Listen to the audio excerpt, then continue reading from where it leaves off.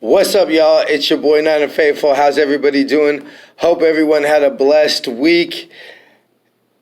As always, we are going to start off with the chant that every time we get a victory, we say what? Victory Sunday. Victory Sunday. 3-0 in the preseason. I don't care if it doesn't count. Every time my team hits the field, I expect us to get a win. I want us to expect us to get a win, and that's what happened.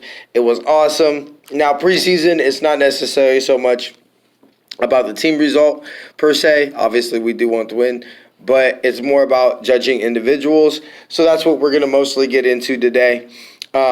Before we get started today, I want to go ahead and take this time to remind everybody to subscribe to this awesome podcast on Apple Podcasts, Spotify, Google Play Music, Google Podcasts, Stitcher, Spreaker, Blueberry, TuneIn, or Castbox.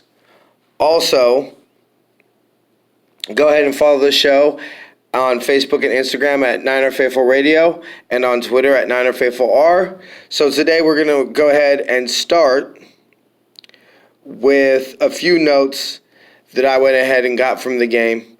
So on the first touchdown, I want to start by saying that Robert Saleh, clearly that's been an issue. There's been multiple times over the course of his three games in the preseason, tenure as our defensive coordinator, that we have a freaking lineman guarding a receiver or a running back. Like that clearly is a mismatch. If that is something that happens in our defense, then we need to switch up some things on our defense because we can't be having that. With that said, that should not have been a touchdown. If I give praise to players, I also like to criticize them. If I criticize them, I also like to praise them, which we'll get into some players that I criticize that I will praise in a second. So, with that being said, Jaquiski Tartt has to make that tackle. I mean, you're called a safety. Now, I understand he's more of the in-the-box safety than the free safety role, but Jaquiski, I love you. You're going to ball out this year, but you got to make that tackle, brother. Now, they might have go ahead, and I understand it's the Chiefs. They're one of the best offenses in the league and everything like that, but that's the tackle we got to make because, that goes from being a first down to a touchdown, and it shouldn't have been at least a touchdown, and then you know what? We got to drive. And like I consistently have said all offseason, if you want to march down the field against this defense, I tip my hat to you and say good luck because I don't think you're going to be able to do it consistently. I'm very pleased with the way the defensive is played overall in the preseason. The pass rush looks legit. I mean, yeah, we haven't seen so much ones-on-ones, but that's just because we don't have our ones out there because Bosa and D Ford aren't going to be out there. So our twos are our role players, so they're going to be coming into the spill, so they're not going to be playing as many snaps as they've been playing. Clearly, our number twos are better than our other teams' number twos, which makes me think they're competitive with number ones. To only give up, 3 touchdowns in the preseason now? You can't be more pleased with that. I think that while Jimmy did play well, and we'll get to Jimmy in a second, I do think that we will rely on our defense a lot while our offense works out kinks because even though there were drives that looked nice, and the second drive was very nice, and we put points on the board, which is important, there were still some issues on offense that I think towards while we work out the kinks in the offense, our defense is going to need to hold us, and they look capable of keeping us in games. And I think that if they keep us in games, that we can have the offense and Kyle Shanahan with Jimmy G. Cool and the weapons we have on offense can go ahead and, sustain us some wins early in the season. So, I want to also say that big shout out to Solomon Thomas. I mean, he's been one of those players that's showing up well against the twos. At first, I didn't want to give him credit because I was like, Brad, he's played against the twos and the threes. he should handle them. I mean, I would hope that somebody taken in the top 3 of the draft, and the Niners came out and said they would have took Solomon Thomas at number 2 if they hadn't traded. I would hope that he'd be able to manhandle some people that might be working as bouncers at a club in a couple weeks. I mean, I would hope that he'd be able to manhandle him, but the way he's been doing it and consistently showing it, that as a role player. And I think that the word starter on our defensive line is going to be so overplayed this year. I'm not worried about who plays the first snaps. To me, show me who plays the more snaps throughout the game. I mean, me and Adam earlier in the offseason had that whole debate on whether we would think that Solomon Thomas would end up with more snaps than Eric Armstead. So, to me, our starters are the people who play the more snaps. So, Solomon Thomas in a reserve role, I think can really do well, especially if you're playing inside. Now, I want them to play him inside. I'm curious, week 1, I would hope that I personally am going on the record as saying that I don't think Bosa will play week 1. So, what I'm hoping is they'll have Armstead be the big end. And, obviously Bosa being the Leo. And I want to see Solomon play a game inside to see what he can do inside. But a big shout out to Solomon Thomas this week. Witherspoon, I'm not. Is he serviceable? Sure. I mean, is he possibly the second best we got if, considering Verrett's injured? Yes, that's possibly true. I mean, is he? I think people want him to be a number 1 shutdown corner, and I just don't think that's what Ahkello Witherspoon is. I think he's serviceable. I think that you can possibly win, some football games with Ahkello Witherspoon, and he'll make some plays and he'll give up some plays. But he's a solid number 2, but I don't think he's a number 1 shutdown corner. So he really tried to lay a hit, and they bounced off him and got a couple more yards. I believe they got the first down on that play. So that was kind of concerning to me, a little stock down, if you will. Joe Staley. Now, anybody who listens to Niner Faithful Radio or knows me personally knows how much I personally love Joe Staley. Joe Staley is going, unless somebody gets on the show or some things like that, Joe Staley will be the next Niner jersey I get. Next to Ian Williams. I will get Ian Williams' jersey probably first because he came on the show. And I wanted Joe's autograph, and he did give me his autograph at training camp. But it's okay, Joe. I still love you. I'm not mad at you. But he gave up a sack. And this wasn't like last week. It wasn't miscommunication or anything like that. Like, Joe just simply got beat. Now, that happens. 95 on Kansas City. I'm not going to pretend like I know who that is. I'm not familiar with Kansas City's roster like that. So I'm assuming he's a good player. He was out with the starters. So, it happens. People get beat. Now it's magnified because it's on third down and everything like that. But still, I think Joe's going to be okay. I just don't think that. Look, thinking about Joe Staley as the best tackle in football, those days might be slowly behind us. I think he'll get better as the year goes on. But Joe Staley's still a top 5 to top 10 tackle. And so franchise left tackles, top 10 tackles don't become available, and they don't grow on trees. So Joe Staley is definitely our left tackle. He will play out his contract. I don't think we can get much better than Joe Staley. So this is not Joe's got to go and switch McGlinchey over to left. No, Joe Staley's our left tackle. But I would like to see a little bit more from Joe personally.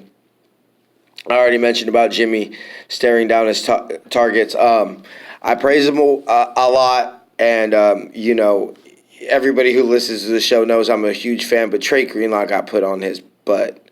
I mean, it was a double team, so I'll give him that. But one of the knocks coming out of him of Arkansas was his ability to play the run, and so seeing that play happen was a bit concerning. I think personally I didn't see anything from Malcolm Smith this preseason. He was out there, but I didn't see anything from him to think that he's just that much better than Dre Greenlaw. So I think that Dre Greenlaw will be the starter just because, how much is the Sam going to play? and he'll make his role on special teams. But a little, I guess, talk down, if you could say. Now, Jeff Wilson Jr. I'll go ahead and keep this video, at least this part of the video, go ahead and keep it short. But Jeff Wilson Jr. is numero uno to me.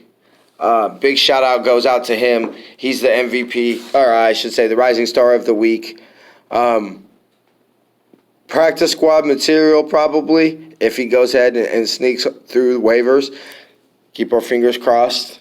But because I think it's going to end up being, if what Shanahan's saying is true yesterday, and they do intend to keep 3 quarterbacks on the roster, I think that you almost have to take it. It becomes difficult because, in order to put McKinnon on IR with designated to return, he has to make the initial 53.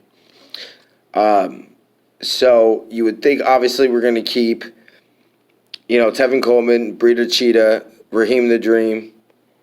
And then if you want to go ahead and keep McKinnon, that's already 4. So you can't keep Jeff Wilson Jr. Now, if you decide to cut McKinnon or trade McKinnon, which I don't think he has any trade value right now, then I think that Jeff Wilson Jr. can make the team.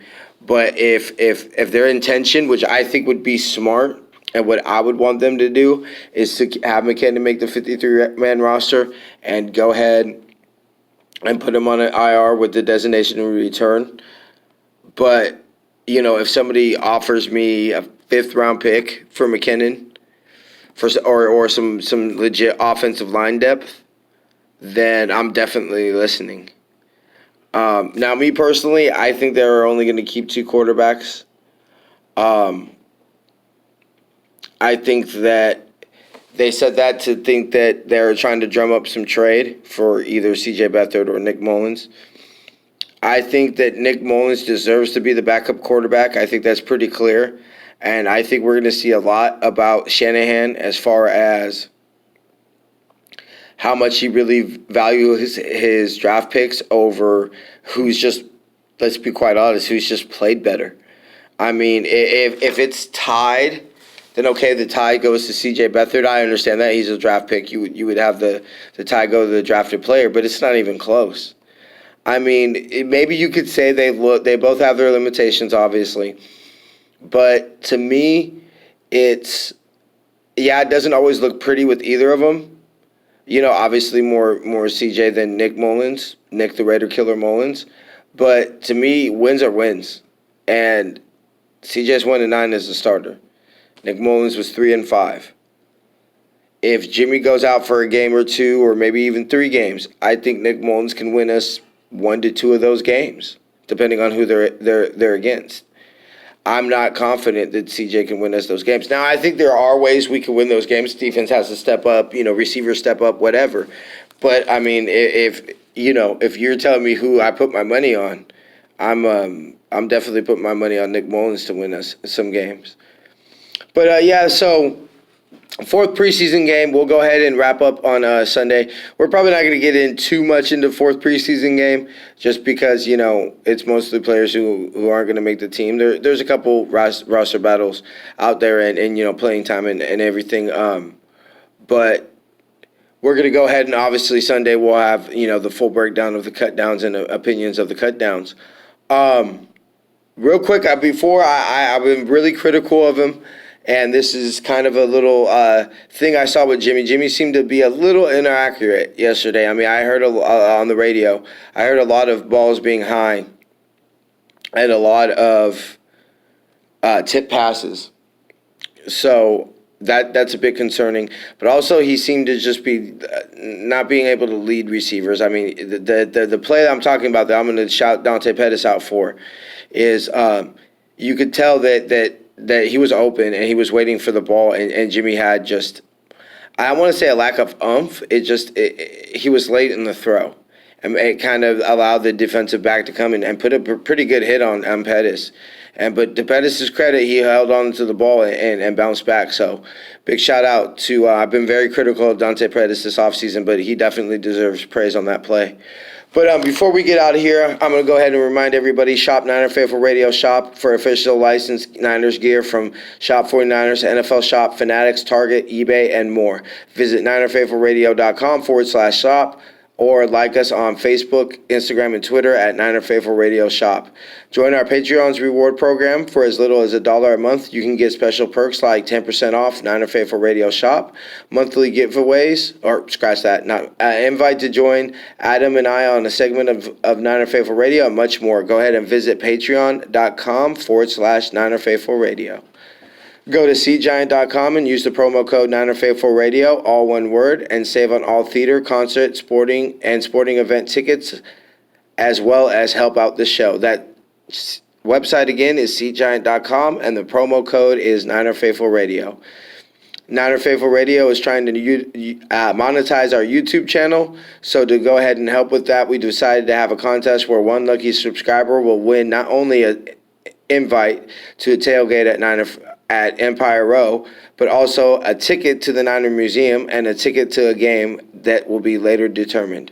Go ahead, and all you have to do to win is hit subscribe, and the winner will be announced as soon as we reach 4,200 watch minutes and 1,200 subscribers. Want to ask a question to us at the show?